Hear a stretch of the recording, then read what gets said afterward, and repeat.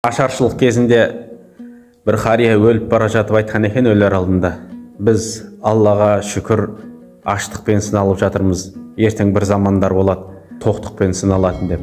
Сол заман қазір келген сияқты, бірақ қанша тоқшылық болса да пейіліміз тарылып бара жатқандай.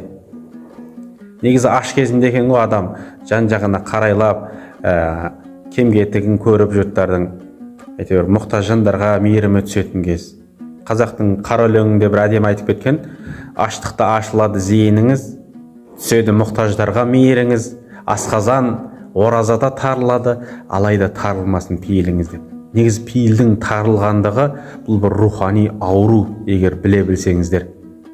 Бір қазақ тағы бір мақал бар: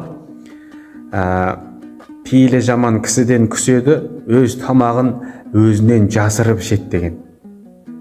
Бұл мақалды айтайын деп тұрғаны, адам соншалықты пейілінің тарылғандығы өз тамағын өзінен жасырып ішетіндей деңгейге жетіп, енді жаңағы рухани ауруға шалдыққандығын жетер жеріне жеткізіп айтқан мақал ғой бұл.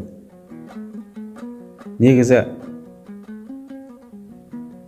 пейіліміз тарылмасын, пейілдің тарылғы қиын. Аман болайық, кең болайық, кең болсаң кем болмайсың деген ғой қазақ атам.